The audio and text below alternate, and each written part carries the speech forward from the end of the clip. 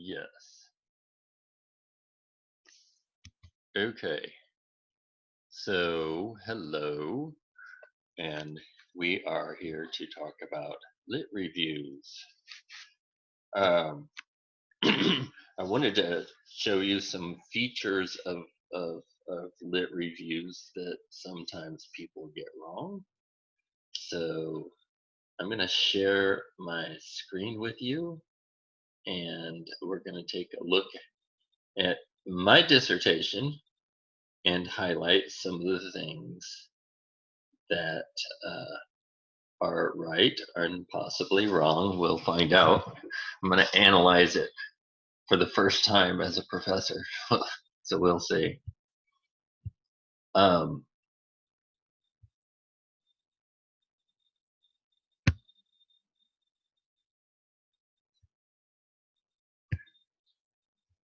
so you see on the left side of the display here, that's the cover of my dissertation. So we'll just skip through things and get to Chapter 2, a review of pertinent literature. Actually, I'll just go ahead and take a look at Chapter 1. If you look at the table of contents, you will see I give the background, I give the problem, I give the framework for looking at the problem, which is profession, what teaching as a profession, and that's how I frame everything. That's my theoretical framework.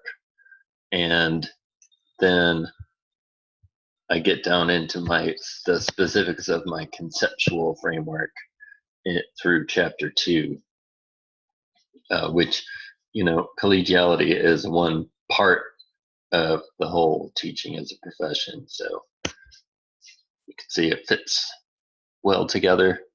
But the thing I want to highlight today is the lit review and the way things are cited. Of course, I was going under the previous version of APA, but that shouldn't affect things too much. That was mostly changes. The new changes were about the references at the end. So, all right. Well, so here we go. I started with general collegiality. I gave a detailed breakdown of what that means, and I tied that into professional development and collegiality and math reform. So you can see that I'm going from broad to more specific, tying it into professional development, and then tying it specifically. So we're getting more and more narrow as we go down into math reform and how to work with teachers in their professional development and use collegiality. So it's like that. It's a funnel. And at the end of the funnel is the particular aspects that I was going to look at. So that would be, here, I'll even zoom in for you. That would be academic context, which, by the way, means the things in the context of the teacher's situation that would cause them to want to learn. The catalysts. So there's contextual catalysts. Anyway, and what kind of support do they have for their collegial interactions? What structures are there? What their beliefs and attitudes are, and how that affects. Anyway, the lit review goes from broad, really broad, in the beginning, in Chapter 1, gets down, does the framework, narrows down to the specific topic in chapter 2, so that's collegiality, goes down even farther to professional development, goes down even farther to collegiality in math reform. And then I give the details of what exactly I plan on looking at. I never said in there, I plan on looking at these. The whole paper up to this point is a specific argument for why I would look at those, but I just never say I will look at those, because you just plan to. So let's flip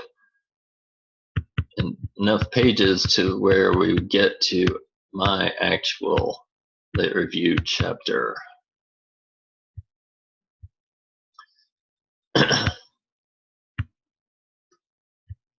Okay, there it is. Now, let me zoom in one more time. I do give some quotes. I do quote sparingly in a lit review.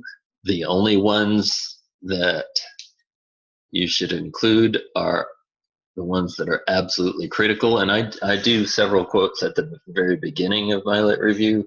And you can see there's this embedded one from Hamstra. And then there's another one here from Little. And Little is the queen of collegiality and working together for professional development. So you basically have to quote her. And that was she made a statement that was the foundation of my conceptual framework. But as you can see, I didn't just say little, little, little, little. Here I'm actually describing the types of collegial interaction that she listed, only I'm not listing her anymore as a source. I've got Sykes, and you'll notice that there is nobody listed until Sykes. That's because this is an explanation. And the first time I'm doing more than just explaining, I am doing a fact that I got from Sykes 1999b, and then the next one came from both Ball and Clark.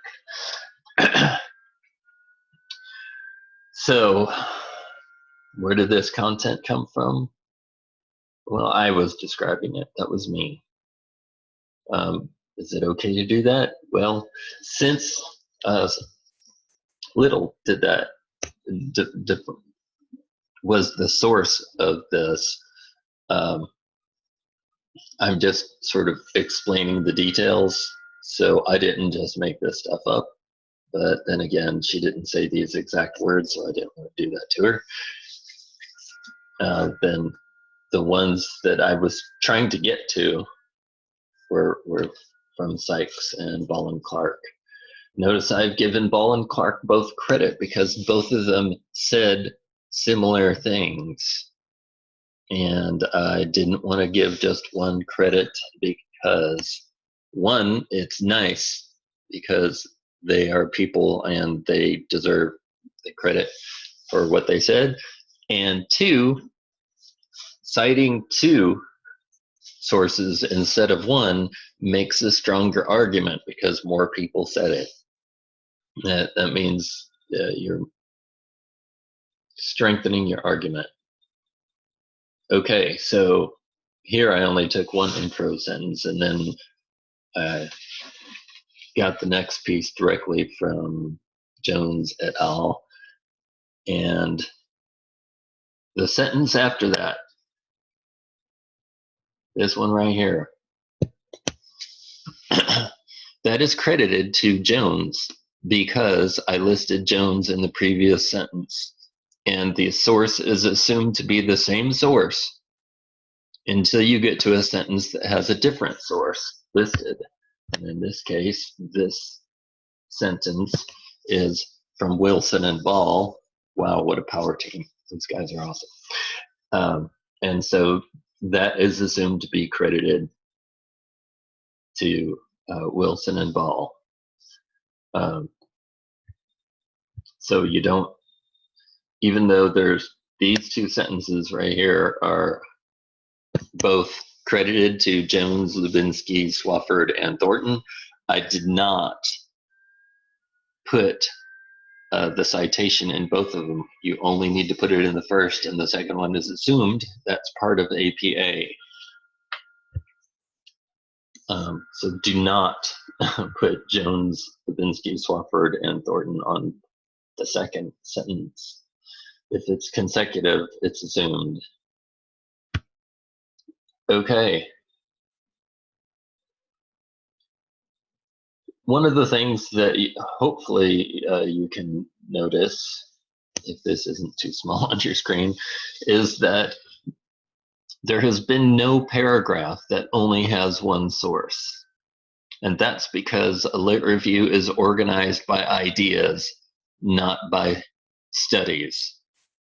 You read a bunch of studies, but you're pulling ideas out, and the organization was not by this study, this study, this study. The organization was this idea, this idea, this idea, and these studies supported this, and these studies supported this, and these studies supported this.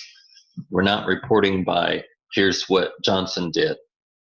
The only time we do that is towards the end of the lit review, especially if you're doing very similar work, or even repeating what they did just in a different context or some small tweak.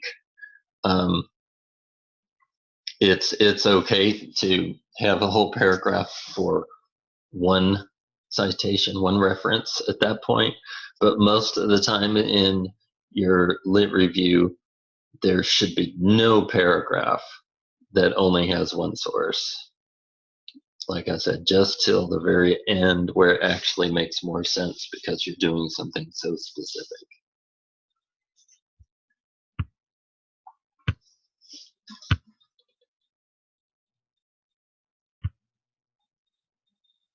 Okay, now this is another one of those interesting APA things. Sparks and Hirsch, actually, let me pull this up here.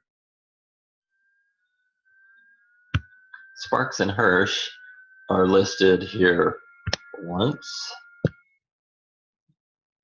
twice,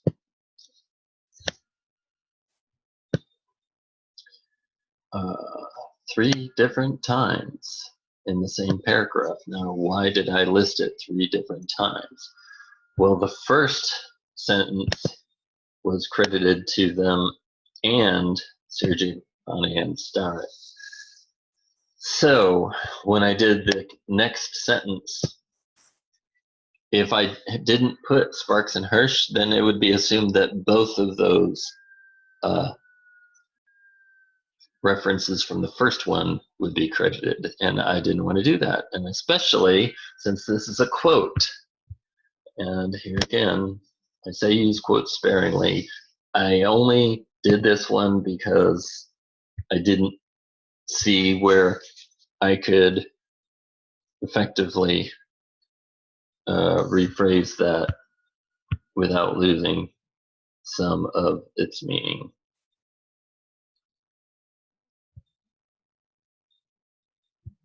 I think I lost my page. There it is. All right. So, but you'll see Sparks and Hirsch are in 2 consecutive sentences, but that's because we had a second reference in the first one.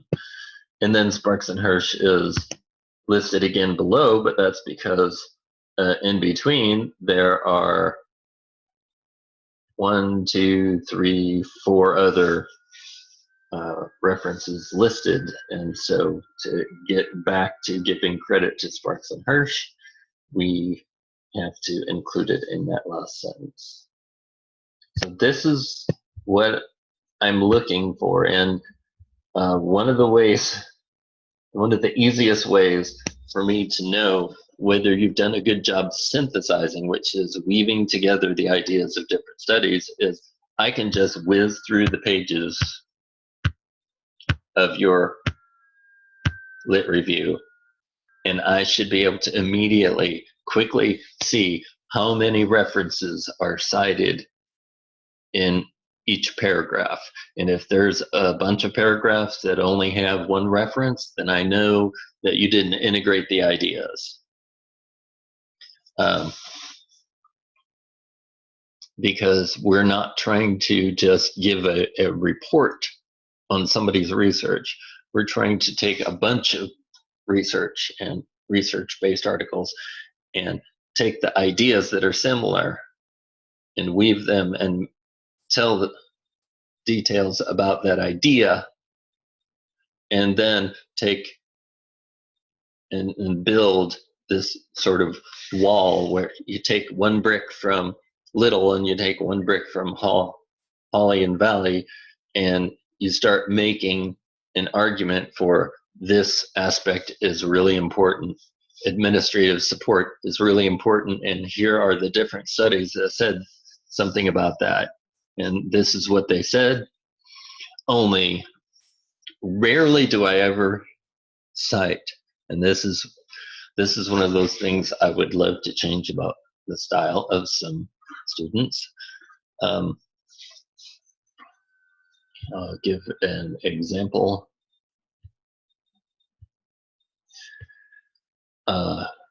Right here, I said a study involving 2 districts implementing standards-based mathematics curricula, Bay 2000, found that blah, blah, blah.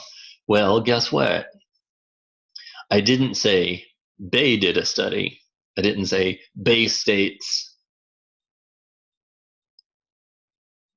And so the idea that came out of that in the next sentence, I don't say Bay said.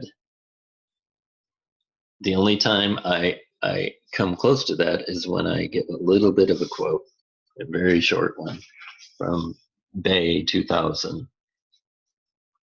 So the lesson there being the way, the style that you write the sentence should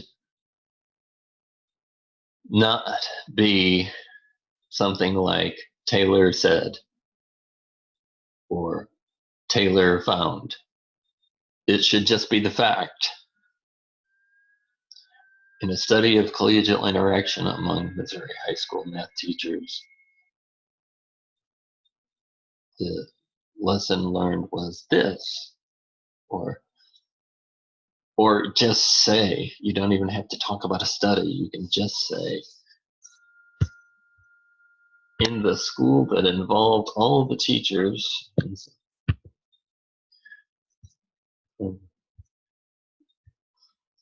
on the other hand, the practice of coercing teachers into shared work situations may actually lead to resistance.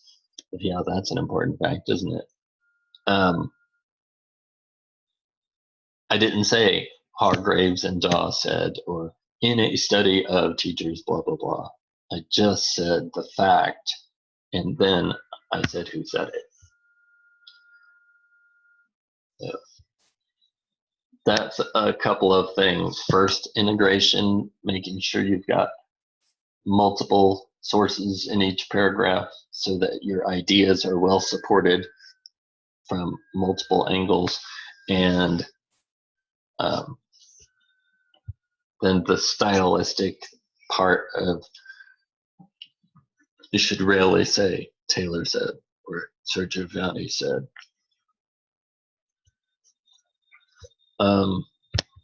But those are the basic things that I'm looking for, that you go from very general in the problem and you have big ideas, your theoretical framework, and you narrow it down, and then that was chapter 1, and in chapter 2, you're starting with your conceptual framework and you're giving the details, which are smaller than the big one from the first, and you're narrowing it down until you get to the ideas that are going to be involved in your study without ever saying, and here's the ideas involved in my study. or here's what I'm going to look at. You just keep arguing for the importance of these elements until you get down. And then in chapter 3, we know why you're looking at that, because you already argued for how important it is based on this chain of ideas. So there you go. There's some things about lit reviews that hopefully you already knew, but you needed to be reminding, and that will do for now. And oh, and look, I was a good example. Yay.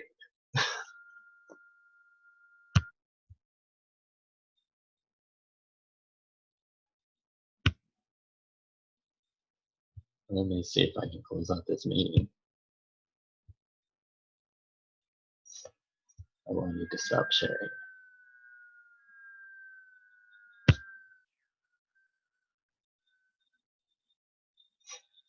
Here we go.